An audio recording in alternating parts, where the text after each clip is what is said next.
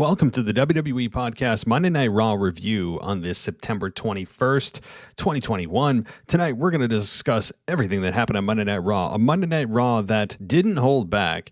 It felt improved, but was it just because of the star power that was there? So we're going to talk about that, the pay-per-view quality match that was the main event of the show. Alexa Bliss and Charlotte have a very real interaction. Shayna Baszler is back to snapping arms, and much more. Let's get it all started right after this. This episode of the WWE Podcast is brought to you by Stello Mints. Okay, so let me tell you why I love these mints. These are now my go-to whenever I'm feeling stressed. I work from home, and I also have to work in the office. And if I have a meeting that really stresses me out, it just kind of puts me in a really bad mood and makes me anxious.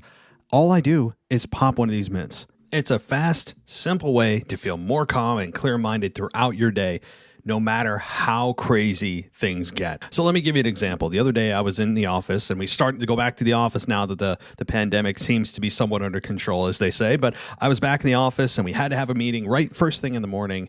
And right off the bat, I was assigned a massive project that I did not want any part of. It really stressed me out. I had to deliver the news to my team. And when I came back to my desk, I said to myself, this is a perfect opportunity to test out these mints. So I did. I popped two of them right in, and within minutes, I started to immediately relax. My mind started to clear. The fog lifted. It was a lifesaver. So these mints, by the way, are powered by CBD, and each tin contains 30 mints, and there's 3 different flavors you get to choose from. So peppermint, lemon, or matcha. All 3 of them are really, really good. So I would invite you guys, regardless of what your situation is. Look, my wife even tried these. She's at home with a toddler who is in crazy mode most of the day. Even she couldn't stop ranting and raving about how much these helped her throughout the day as she was trying to manage the chaos. So right now, this is exclusive to the WWE Podcast listeners. You can get 15% off of these mints right now. All you have to do is go to StelloMints.com. That's StelloMints.com, STELLO mints.com, and use the promo code WWE Podcast. It'll get you 15% off of your order. It's only for a limited time, so go make yourself less stressed. Clear your mind. Trust me. I put these things through the ringer, and I can tell you firsthand that they absolutely help you calm down, clear your mind, and ultimately have a more productive and just a flat-out better day. So go check out StelloMints.com right now and put the promo code in of WWE Podcast and get yourself 15% off right now. This is WWE superstar Drew McIntyre, and you're listening to the WWE Podcast.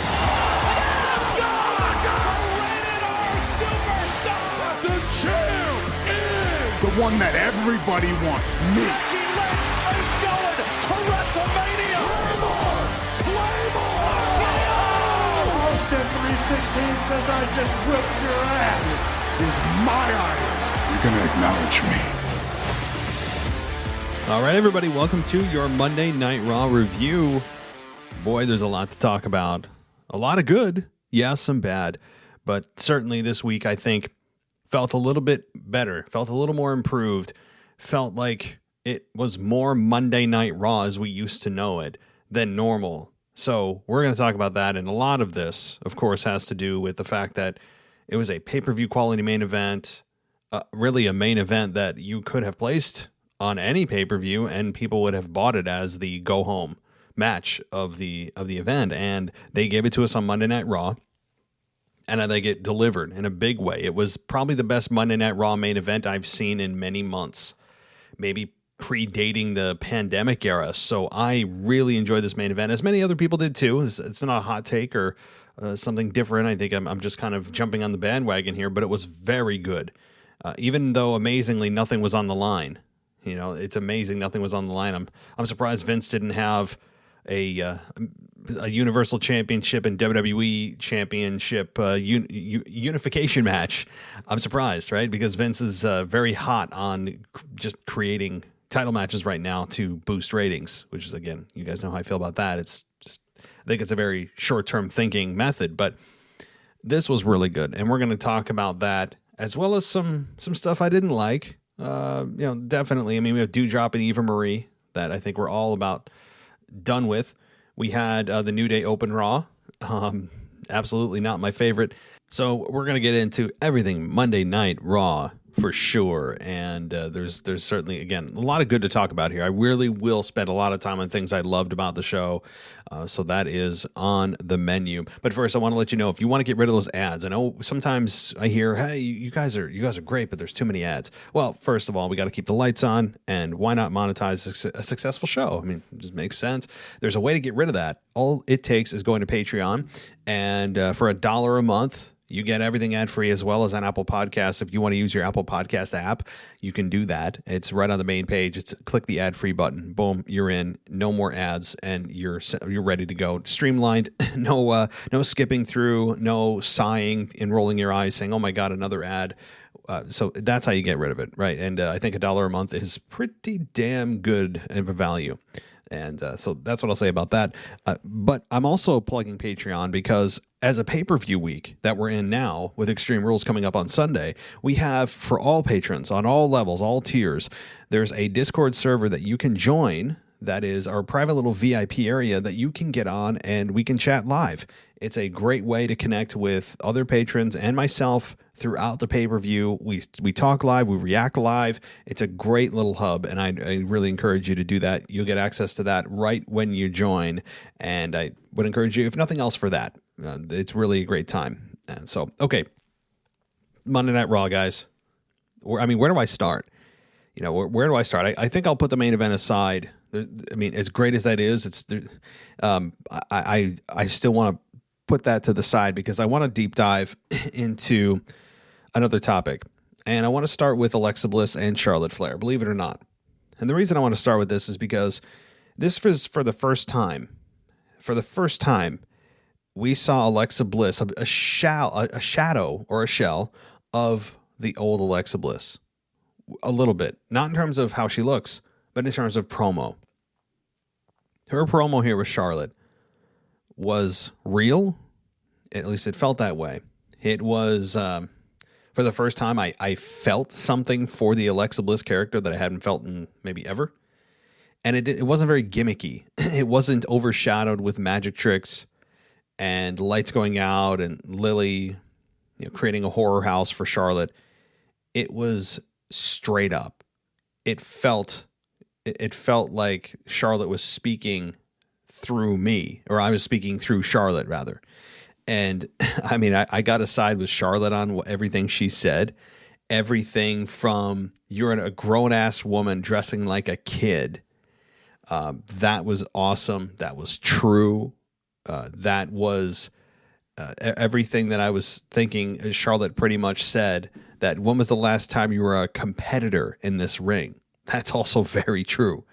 Alexa Bliss has really been sidelined and just overwhelmed with her gimmick rather than the in-ring work, which I think has been a big mistake. One of the mistakes they made of the fans starting to turn on her. Now, I don't think the fans turned on her here, despite the reports floating around. I know that Dave Meltzer was trending on Twitter earlier today. And whenever you see Dave Meltzer trending, it's never for a good reason for him. People just love to hate him, flat out hate him, or some people absolutely love and adore him. I feel very neutral. If you're asking my personal opinion, I'm neutral about the guy.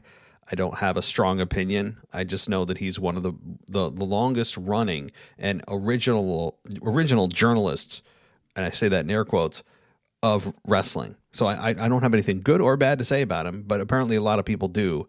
And he was trending because there was a report that he put out that during the Alexa Bliss Charlotte segment, people were walking out, that 1,500 people or so walked out during this segment. Alexa Bliss actually fired back at Dave Meltzer. And she said that, I don't know what you were watching. And again, I'm paraphrasing. But if you heard the crowd chanting along, they were invested with us the entire way. And that's true. I didn't see any mass exodus. And the fans in attendance apparently did confirm that wasn't true. And why would they? Why would they? You got the Raw Women's Champion out there. You got one of the more interesting characters on the women's side of Alexa Bliss. Why would people leave? It didn't make any sense. So I don't know what sources Dave Meltzer used to report that, but certainly people fired back, and he was trending on Twitter again. So there is that if you care about such things. But as far as the actual segment went, I mean, I enjoyed it. I really enjoyed it. And I'm looking at some of the reviews here, specifically from like Bleacher Report, and Bleacher Report gave it a C+. I would say it was like a B or B+. And there were some really good points brought up during this promo. Yes, on Charlotte's side, tearing down Alexa Bliss, but also on Alexa's side, tearing into Charlotte, saying, "Who are you without a championship? Do you even know who you are? What's your identity?" And finally, maybe Alexa listens to this show, because I have been saying this for many a year. When somebody touts how many championships they've had, to me, it's a low-hanging fruit to say, well, do you also know that's how many times you've lost the championship? So I'm going to applaud Alexa Bliss here for finally putting it out there. I've never heard anyone say it, and I've been saying it for years, so perhaps she listens. I have my doubts, but if she does, you're welcome, because I have been saying this. It's right there. And it was a nice line, because Charlotte's saying that she is the most decorated champion in women's history. And yes, Alexa said to Charlotte, yes, you have won the most women's championships in WWE, but that also means you have lost, the woman that has lost the most championships. Very good point. And yes, it is true. And it's a great counter. It's a great counter anytime somebody talks about the number of championships they've won, like New Day or whoever. But beyond that, we got people wooing for Charlotte, and then Alexa Bliss saying that that's not even something you created. That's not you. That's just a ripoff of another gimmick or of somebody else. And Charlotte said, "Oh, do you want to talk about a knockoff of gimmicks?" And obviously, she's referring to the Bray Wyatt character that she just piggybacked off of. She didn't say the name, but that's exactly what she was referring to. And it was, I thought that was well done by both women. And it just felt like something new for both of these women. This felt fresh. And yes, it is a fresh matchup on paper, but sometimes fresh matchups don't always feel fresh. Like, you can put two people that haven't been together before or haven't been together in a while, and for one reason or another, it sometimes just doesn't feel like it is truly a fresh matchup. This one does. This one feels really just right now. And I like how the demeanor of Alexa Bliss changed from kind of the playful, evil woman to just flat out Lexi. Right? Like, she just kind of morphed into herself slowly through that promo, because I believe she was speaking from the heart on this. She was doing very well and held her own. And I forgot how good Alexa Bliss can be on promos. And I'm sure this was mostly scripted, but they filled in the blanks very nicely. Very nicely. Both women did an excellent job here and brought up some good points, had some punches and counter punches verbally. And then, yes, we got them physically. And Charlotte tore up Charlie and tried to go after Lily, and Alexa Bliss stopped her, and Alexa Bliss ended up giving her a DDT, I think a tornado DDT, and Alexa Bliss stood tall to save Lily.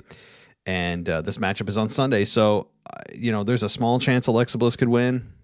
I don't think so, but given that Charlotte essentially just won it back again, but there's a small chance, which would be fun. It'd be a lot of fun to see Alexa Bliss as women's champion. I just don't think that they're ready to move on from Charlotte quite yet. She's still very early in her run. So let me know what you guys thought about this. I'm very interested to hear what you guys thought about this segment. One that was, again, Bleacher Report gave it a C+. I mean, I thought it was really, really well done. I would also expect that this program lasts more than just one pay-per-view. I hope, and I think that this has the potential to be a very, very good match on the pay-per-view. Charlotte also did, as I'm thinking of some of the counter punches, said that she wants the old Alexa Bliss, the 5 Feet of Fury, and then Alexa Bliss continues to just jump on Charlotte's back, which, I mean, I get it. There is a massive height difference between the two, especially Charlotte in heels. It doesn't help. But perhaps Alexa's offensive strategy can be something beyond just jumping on the back of Charlotte Flair. So anyway, I'm just being nitpicky here. Anyway, I'm looking forward to this. This is going to be a really, really good match, I think, and kudos to both women. All right, I know we also got Sheamus versus Jeff Hardy, right? That came and went. Hardy defeated Sheamus. I didn't have a problem with this. This was something I had to see in highlights because it was not part of Hulu, and I don't know what to say about this. Hardy just continues to be in these matches that have no bearing on his career. I mean, it's almost like Jeff Hardy's a shadow of himself. Not that he's embarrassing himself in the ring. He's not broken down in that way, but rather just as a character, he's just a shell of himself. He doesn't get mic time. We don't know what he's there for, why he's here, what his motivations are anymore. He's just Jeff Hardy, and apparently that's enough. So, okay, let's go to something else here. Shayna Baszler and Nia Jax. Let's talk about that. I thought Shayna Baszler and Nia Jax, the match was a disaster. The crowd was quiet, deservedly so. It's heel versus heel. That doubles down on the quietness. They didn't seem to ever have a flow or chemistry whatsoever against one another. And it fell flat. The match itself was not good. And I hate saying that with Shayna Baszler involved in a matchup, but it wasn't. And it's a lot to do with the limitations of Nia Jax. That's all there is to it. Again, I'm not saying that Nia Jax should be expected to perform at the level that all the other women can. She's a different body type. So that's fine that she's different. It just sometimes styles don't match. And right now these two styles did not match. But the match is not what we have to talk about here. This segment was really built around the post-match antics of Shayna Baszler. And this was really good. Really good. I you know what? If the post-match antics didn't happen, to me, this would have been like a D or a D- segment, or even worse. But the post-match antics did it all for me. It turned this entire thing around because the match will be forgotten. Nobody cares about the match. Yes, we had Shayna Baszler beat Nia Jax via her finish, but that is really beside the point because what happened after the match is really the story here. We had Nia get attacked by Shayna after the match was over and then proceeded to try to break her arm, where she puts her hand on the ground and her elbow is up in the air and she stomps on her elbow. Nia Jax, to her credit, was doing a very good job selling, where she seemed like she was really crying for help and she was saying, no, why, Shayna? Why? Stop, please. And Nia Jax was pleading with Shayna Baszler to please stop. And she didn't. And she did it once again on the steel steps, presumably snapping her arm. I mean, that was great acting by Nia Jax and good body language by Shayna Baszler, who seemed conflicted within herself about the decision to do it. Very, very Seth Rollins-like, who seems to be going through the same struggles. And this, in one fell swoop, I think is a attempt at turning Nia Jax heel, or rather a babyface. Sorry, turning Nia Jax babyface is apparently what they're going for here, and making Shayna the heel, because I think they're leaning on sympathy for Nia as the organic turn to a babyface, and I understand that. It's sound logic. I have no problem with it. I just don't like Nia Jax. Just generally, but that's my opinion, and who really cares about my opinion? If it's successful, then great, cool. Like that's what they're going for, and I think they might be able to achieve it. Nia Jax has not been a babyface in quite some time, and Shayna Baszler is a great heel, as we know. So I'm just, regardless of all this, I'm just happy that Shayna Baszler is back to snapping arms. I've been saying that for how long too? Are they listening to this show? I mean, they said a couple of things on the whole Alexa Bliss and Charlotte Flair promo that I was like, yeah, finally someone said this I've been asking for years. And now we get Shayna Baszler, who I've been asking for months and months and months, to start just snapping people's arms. I've said that I mean, like 100 times. So, I mean, am I egotistical enough to believe that they actually listen to the show? No. It's just a happy coincidence, as Bob Ross would say, or a happy accident. That's what Bob Ross said, right? Anybody, you guys know who Bob Ross is, right? You've got to. If you're over the age of like 25, you kind of got to know who Bob Ross is.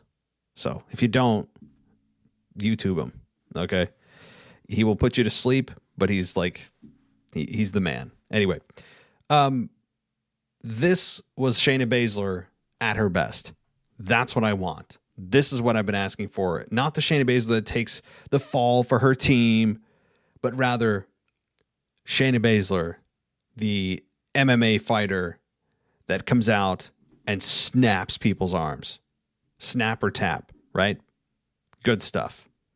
Really good stuff. So we'll have to see how long Shayna Baszler has kept Nia Jax out of action. But moving on. Randy Orton versus AJ Styles. This was, as expected, just a good to really good match. How can you have a bad match with AJ Styles and Randy Orton? It's not possible. You couldn't design a bad match with these two. So you know you're at least going to get a B match. And that's exactly what we got, was a B match. I agree with Bleacher Report's grade here. They gave it also a B. And we had Omos get ejected from the ringside area early in the match, leading to really evening the odds where Omos could not interfere anymore. And then we get Randy Orton ending up hitting an RKO for the victory, which makes sense. You don't want to have Randy Orton lose a match right now because that would cause dissent between Riddle and Orton, and it's still too early to do that. So, cool. Yeah, they won. AJ Styles, as great of a talent, otherworldly talent as he is, also continues to take the pinfall here time after time after time. So that's really the only negative here if you're an AJ Styles fan is he's not only still in the tag team, but he's the one who's taking the falls on a consistent basis, even when he's in a singles match representing one half of that tag team. Just being in a tag team automatically like takes your part of your health bar away in video game terms, right? It automatically brings your health bar down by like 25%. So, I still enjoy the chemistry between Riddle and Orton. I think they still do have that magic. I enjoyed the segment at the beginning or before this match, where we had them, or we had Riddle give Randy Orton a pair of headphones, and Riddle just goes on his random rants as always, and Orton thanks him for the headphones, and they seem to be bonding stronger than ever. And yes, we're eventually going to get a turn. It's going to happen. Probably a month, 2 months, 3 months even down the line. But I would venture to guess, even maybe before 2021 is over, that these two break down. I would say before the Royal Rumble that these two will no longer be a tag team. And hell, it could be Riddle who turns heel. We're all expecting Randy, but why not Riddle? Let's try it, right? You know, you could have Riddle at the end of this turn on Orton, turn heel, and his justification be, Randy, I never forgot what you did. You just thought I was some low IQ tag along. You know, I didn't forget the RKO you gave me. This whole thing was a ploy, right? I mean, you could have Riddle really give it to him. And I think it's believable. He's material to work with. And it'd also be a nice swerve, as many people believe it's Orton who's going to turn. Why not Riddle? Make him a heel. But that's probably going to fall on deaf ears. Moving on. What do I want to talk about next? Oh, Mustafa Ali and Mansoor versus Angel Garza and Humberto Carrillo. This was, I mean, I got to say this is really good. We had Garza and Carrillo defeat Ali and Mansoor in what was essentially a squash match. And Ali and Mansoor are really on a downward trend now. Now, once Mansoor goes to his power source of Saudi Arabia, I mean, look out. He's going to be unbeatable. But until that time, right now he's on the losing side of things. Garza and Carrillo, a newly debuted tag team. I like it. I think that ultimately these two are being groomed to face Orton and Riddle. That's my guess. And maybe they could eventually be the ones to take off the championships off of those two guys. Maybe that's what they're being groomed for. But they're at least paying attention to the tag team division. So that's good. And they're building heels. Good stuff. All right. Let's go from one tag team championship to the other. The women's tag team championship match saw Natalya and Tamina versus Rhea Ripley and Nikki. And this match was, quality-wise, wasn't great. It was short, and I think we all knew that at some point we're going to have the women's tag team championship change hands because Tamina and Natalya have not gotten a whole lot of mic time. That's how you know they're going away from that individual. They did the same thing with Apollo Crews. When the champion doesn't get a whole lot of airtime over several weeks in terms of mic time, they seem to not be a focal point anymore. They're just steering away from talking about them.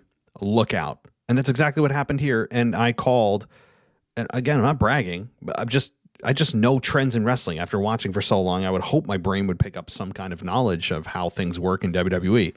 So we saw, and my brain said, hey, we're probably going to get a Nikki and Rhea Ripley victory here, because what are they doing with Natalya and Tamina? I think that they feel that they've run their course, and Rhea and Nikki, I think, could spice things up in the women's tag team division.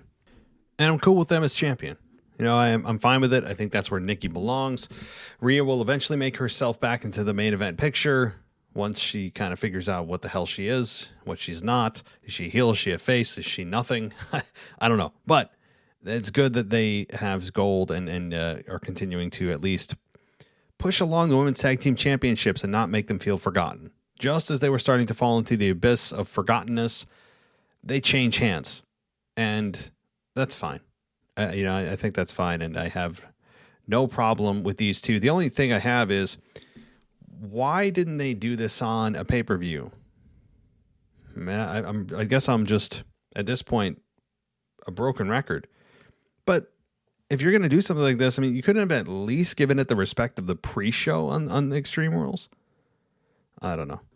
There's no value, or rather, there's no, I guess, holiness in having a championship match only on a pay-per-view anymore. Apparently that is passé. Big mistake, guys. Big mistake, WWE. Telling you right now. All right, let's see. I'm trying to avoid the main event and see if there's anything else that happened I didn't get to discuss or should have discussed.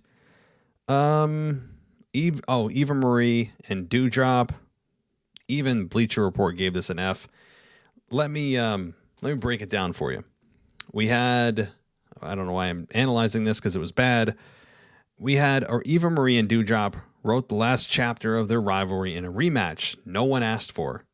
Good job, Bleacher Report. Yes. Before the match, the heel took cheap shots at Doudrop's physique and forced her opponent to chase her around the ring. Doudrop finally got her hands on her former mentor, delivering a slam, senton, big splash for the pinfall victory. Doudrop defeats Eva Marie.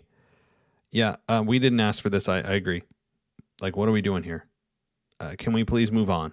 And can Eva Marie just stop existing in current 2021? Just can she find a time machine and just go back to the Divas era? Because that's where she belongs. I really mean that. If she is not going to improve the way that she should to meet the requirements of today's women's wrestling, I don't need her here because she's an ultra attractive woman. I don't give a damn. So. Okay, well, let's talk about the Open of Raw, which will lead all the way to the main event here. So, with all those positive things outside of Eva Marie and Doudrop, and I did appraise a majority of Raw, we got the worst possible version of New Day and the worst possible version of Big E coming out. I mean, it's almost like I'm living my nightmare of seeing New Day have a member as WWE champion. Luckily, I didn't have to hear from Kofi Kingston. I didn't have to hear him say baby, which was always a good thing. I didn't have to see Xavier Woods hold the microphone like a wine glass. I didn't have to hear any of their inside jokes or seeing them throw pancakes or whatever other food is available in Celebration. That was good. And Big E cut a good promo. See, the thing is, Once Big E gets in the ring, once Big E starts to perform, wrestle, or even gets on the mic and doesn't try to be a member of the New Day, I'm on board. I like him. I want to root for him. The second he starts associating with those two buffoons of Xavier Woods and Kofi, I'm immediately turned off. I mean, I just wish we could give Big E something other than the identity of the New Day. And I would be 100% on board. But this sounds like I'm in the minority, given that the crowd just continue to shower him in love. And it's just, to me, I understand the respect for the man. I do not respect the character as this character as champion. I had one of my similar gripes with Kofi Kingston as champion, albeit Kofi Kingston as champion was just an abomination in my mind. I know a lot of people don't agree with me on that. That's cool. I will stick to my guns forever about Kofi Kingston being one of the worst WWE champions in the last 10 years or more, maybe ever. It was bad. But Big E, I think, is a step up if you're going to pick a guy from the New Day. So let me go through this. Here's what and I'm going to read off of Bleacher Report so I make sure I don't miss anything. Credit to them. So here we go. The New Day WWE champion, the new WWE champion reunited with New Day to kick off the show, hitting a ring to a big pop. That makes me sad to say. Okay, guys, please stop cheering the New Day. For God's sakes. Big E thanked the fans for their response to his title win and shed light on his late friend Brody Lee, drawing chants of Brody. That was cool. I got to admit that. He didn't say Brody Lee by name. He didn't say Luke Harper by name. He didn't say John Huber by name. He just said that he'd like to thank everybody below the heavens and one above it. I'm talking about Brody. And the fans caught on to that right away. And that was a cool moment, I got to say. He mentioned the business they had with the Bloodline tonight, only for Roman Reigns and the Usos to make their way to the ring. Corey Graves hyped the match as one to behold before heading to the break. And yeah, this was good. It was a really, really nice open. Once Big E just is Big E. He's not this goofball member of the New Day. That was cool. That I can get behind. You know, it's like two different guys to me. So very good there. And then Kofi Kingston started off the match. He found himself on the defensive, forced to fight from underneath as he was isolated from teammates Big E and Xavier Woods. At one point, he found himself manhandled and tossed over the announce table by Roman Reigns following another timeout, remained at the mercy of the heels. Okay, so here's the rest of the match. The action broke down. Big E, Kingston, the Usos, down at ringside. A vengeful Bobby Lashley, still seething after the loss of his WWE title last week, attacked all four of them, leaving a distracted Woods open for a spear from Roman Reigns, who added another victory to a long list of them here in 2021. Okay, let me stop there. How in the hell was that not a disqualification? This wasn't hidden from the referee behind his back. The referee was a spectator. He might as well have brought in a chair, sat down, put up his feet, and, had some popcorn with him, because he did nothing. Did I miss something over the last 25 years of watching wrestling where if you are in a match, 6-man tag, regular tag team, it's okay for someone who's not in the match to attack the non-legal individuals? Since when has that been okay? I have no problem with Bobby coming down and raising hell. He should, and that's great. But how did it not end in a DQ? The referee's standing there. I'm waiting for him to ring the bell, and I'm thinking, was this announced as no DQ? Did I miss something? Bobby Lashley took out 4 guys that were legally in the match. Now, they may not have been at that time the legal competitors tagged in. I get that. But he took out all of them, and the referee's just standing there. I was bamboozled, befuddled, stumped. I didn't know what to do. I'm like, okay, I guess we're gonna just pretend it's okay, and no one's gonna call out the fact that this should be a disqualification. But anyway, so we move on here, and in the match, we got Roman Reigns hitting a spear on Woods. Again, Roman Reigns gets the victory over the New Day. After the match, Lashley flattened the head of the table with a spear, leaving him lying before adding one last spear, this time Big E through the timekeeper's position, and that had Bobby Lashley standing tall to close the segment. So I have no problem with Big E not taking the pinfall here, as he shouldn't. And we also continue the streak of Roman Reigns, who I don't think should be beat until whoever it is going to take the championship off him beats him, which it could be The Rock. That heavily rumored to be The Rock. We'll see. Now, again, Bobby Lashley standing tall here made sense. He's intense. He did everything he should have to show his just absolute rage for Big E. So good stuff here. All right. Then this leads to, and this isn't in the review of the one I'm reading anyway. Every one of them, meaning Bobby Lashley and Big E and Paul Heyman on behalf of Roman Reigns, all came into Adam Pearce and Sonya Deville's office. And they're all outraged. And Paul Heyman is the only one that got them to say something. We had Big E and we had Bobby Lashley come in and just scream and raise hell. And they said nothing. I mean, what honestly, like, what are the requirements to being an official or a general manager on a WWE program? Can somebody show me the minimum requirements of that job? Did you have to pass kindergarten? I mean, or at least grade school? Can somebody tell me what these requirements are? Because that's the level of intelligence that I feel you need to possess to have one of these jobs. And again, I love Sonya Deville, and I think Adam Pearce has done a very nice job over the last several months during the pandemic era and back into the quote unquote normal era and post-pandemic era, I guess we'll call it. If you want to know what I'm talking about, number one, they just didn't know how to respond to a superstar who was angry. Now, you would assume during the training to be in this position, you would know how to have some kind of conflict resolution or how to defuse the situation, or even just basic human skills that you probably possess to do that. Also, are they just incessantly on their phones? I know that in society we are. I get it. So it's just a reflection of society. It's a sign of the times. Not for officials, okay? Not when you're on the job. Not when you're supposed to be in a position of authority, overseeing talent that are worth millions and millions and millions of dollars to the company. You would assume that if it's caught that they're on their phones, there's a fine. But yet, Sonya Deville's constantly texting. Adam Pearce and Sonya Deville are on the phone at the same time. I don't understand. I mean, this is the most inept position of all time in WWE. And this is not just about Sonya Deville and Adam Pearce.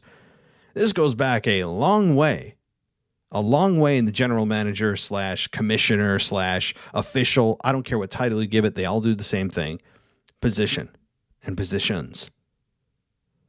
So, I mean, that was just not a good segment with all those guys coming in and outside of Paul Heyman getting them to speak. They had nothing to say. And then they make the ultra predictable triple threat.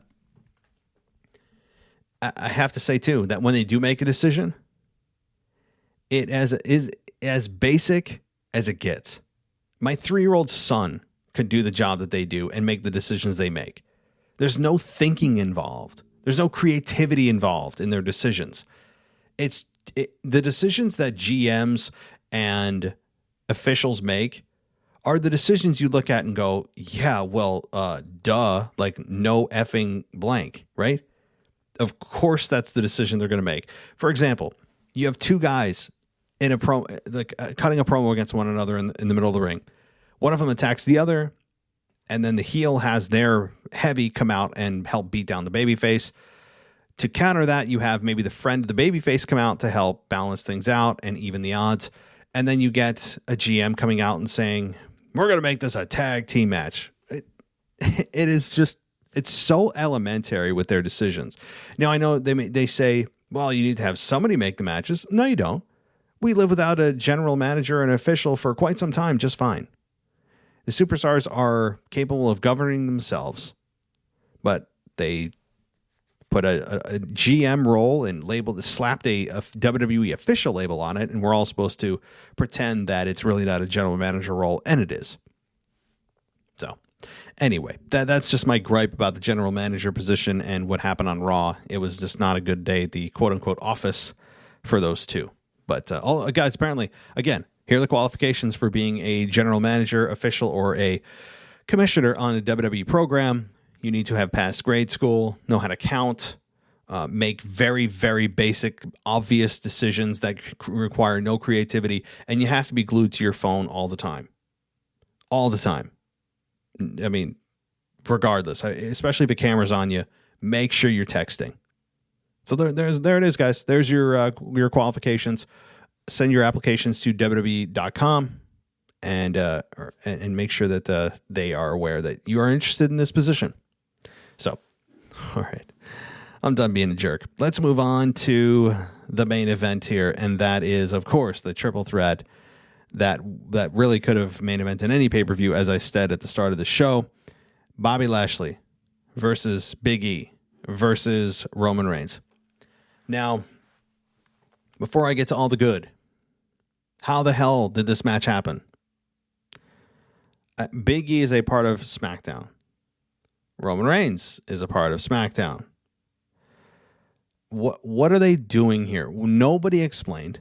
Nobody bothered to care to explain. There wasn't even a lie that it's the end of the draft rule, right? Or it's the quarterly invitational, but we got an extra pass, or they could even have said the board of directors approved this as a one-time only. I mean, come up with some BS. That's the problem I have with a lot of the stuff that WWE does, is they don't even try to lie to us anymore. They just do stuff and are too lazy to even come up with an excuse that may or may not be plausible, but at least they came up with something. Now it's just they do stuff and go, the fans don't care. Or we're too lazy to come up with something. That's the point of the draft. That's the whole point of having a separate roster, is to build stars on those rosters and keep stars separate so that when matches like this happen, they feel special as hell. And this match did feel big, but imagine if it had an actual proper build, more than an hour, which is all this match had. It was about an hour to build. I understand WWE's need to try to resurrect Raw from the crypt, which is where it's been for many months now, and it's been known, well documented, that SmackDown has been the superior brand for quite some time. It's not just an up and down, back and forth thing like it used to be. It has been a consistent beatdown from SmackDown. They literally are laying the SmackDown on Raw. Not that they're actually competing, but you want both brands to elevate and to elevate one another and to feed off one another and to have healthy competition. It's just been the SmackDown's basically been like kicking a corpse at this point. And their solution, WWE's solution, this week anyway, was to just bring in big stars inexplicably. And yes, Big E is still inexplicably on Raw. You may say, well, he won the championship on Raw. Okay, well, which is it though? Is the championship exclusive to the brand, or is the champion exclusive to the brand? The person or the belt? You can't have both. You can't say that it's the championship is exclusive to the show and then have the champion float around. Well, no, pick one. But they don't. They don't care. And I know that they're trying to balance out. You can't have no championships on Raw. I get it. But Big E's a SmackDown guy. Roman Reigns is a SmackDown guy. Paul Heyman's a SmackDown guy. Why are they on Raw? Nobody bothers to care or explain, but I understand WWE's solution to this. I get why they did it. They wanted star power. Roman did double duty last night. Big E did double duty last night. They brought in the big guns to make a match that is worthy of any pay-per-view main event. They are trying to see what's working to maybe probably to soften the screams and the bickering from USA Network, who is, one would assume, not happy with WWE over the last several months. especially when they are probably looking at Fox going, hey, you're giving these guys everyone and we get no one. And WWE is probably saying, well, watch Raw this next week or two. And also, don't forget that the draft's coming up and will help even things out. But there's no guarantee there. I'm more worried about the creative on Raw and the fact that it's a 3-hour show than necessarily the star power. Because you can have great stars come over, but if the creative sucks, then you're going to poison those great stars and possible good storylines, because Raw is a just begrudgingly 3 hours long, which in and of itself is a format destined to lose. They need to get rid of that. They need to get rid of it immediately. Nobody wants 3 hours of Raw. Nobody. But I'm way off track here. So, WWE solution. Bring in people. Doesn't matter. Who cares? Don't explain it. Just bring them in. And you know what? It did work for this one night. I'll be very curious to see the ratings. And this match was very, very good. It lived up to pay-per-view quality. It wasn't just on paper a pay-per-view quality. It was actually executed and was delivered as such. It was really good. It had me believing who could win. And it's amazing. This match had nothing on the line. Nothing other than pride. Nothing other than who's going to win this? Your favorite star. Who do you want to win? It made a case for all three during the match. And I think it was perfectly booked. You had Roman Reigns, the guy that you really at this point you don't want him to lose in a triple threat that has no consequence. You want this to continue to build for Roman Reigns, so he gets the win here, and it made complete sense. Bobby Lashley can take the pinfall. Right now, you can't have Big E take the pinfall. He just won. They're trying to build momentum for him. So Bobby Lashley, who just lost the championship, makes sense that he was the one to end up taking the fall. That was good. Bobby Lashley also freaking out on Big E, slamming him through a barricade, beating him down with a chair. It was exactly what you would want from Bobby Lashley in that scenario. It made sense, given what Big E did, even in a babyface capacity where he tried to justify that it was a Money in the Bank briefcase. It was still when it was most advantageous to Big E. You know, that's why Money in the Bank briefcases are more designed for heels. I mean, it just is, because why wouldn't you try to take advantage of a situation? So overall, guys, I really did enjoy Monday Night Raw outside of some of the nonsense, as you heard. But I did think it was an improved show. And I think that once the draft hits, things should feel a little more fresh. I just don't know if creative's going to screw it up. If the problem is not just the lack of star power, but rather the fact that it's a 3-hour show that creative has to fill, and there's a lot of filler in that show because of that extra hour, which is exponentially worse, or rather exponentially more difficult, I should say, for the creative team to have to fill. That's a lot of wrestling. So that is really my fear. If I was any star right now on Raw or SmackDown, I would be just praying that I get put on SmackDown. I mean, I don't care what the roster looks like. It's a 2-hour show. The creative team seems to know what they're doing there. It has a great identity. It's on a great network, and that would be my preference. But we'll have to see. The draft comes up October 1st. Not too long away, not too far away, and it is going to change things up in a big way.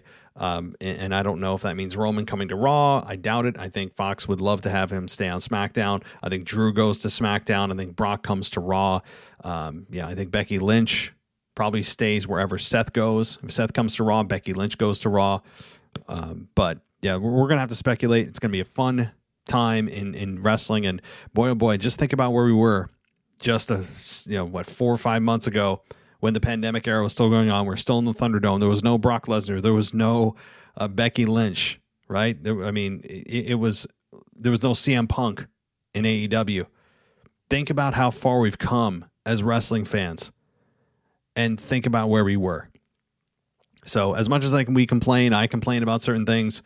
It's all out of love because I appreciate what wrestling provides us and where we were in wrestling just a few short months ago with no fans in attendance. So how about that for a positive note? Everybody, thank you so much for listening to this Monday Night Raw review. Tomorrow, as always, Wednesdays are my busiest days because I do 2 shows. Wrestling Nostalgia, which is specific only to and exclusive to Patreon and exclusive to Apple Podcast subscribers. So if you'd like to listen to Wrestling Nostalgia, that is exclusive there. It will not be on the free feed. and the mailbag, which is on the free feed. And I'd encourage you to participate and get your questions in. Tomorrow, late evening, is the last time that you can get yourself in this week's show. You can email us at realwwepodcast@gmail.com, or you can, of course, give us a voicemail, 518-952-0247. That is the number to call. Leave a voicemail, 3 minutes or less, and we'll get you on the show. So tomorrow is a jam-packed day with all of our content coming to you, and it's a pay-per-view week, so I don't even know if there'll be a single day from now and through Sunday evening. I mean, even to next Monday, because I don't know, really the next day I'll have off. I don't, because of this pay-per-view week, and then things just roll into next week with a normal schedule. So I better prepare my voice. I better make sure I have my drink of choice next to me. I'll let you guess what that is.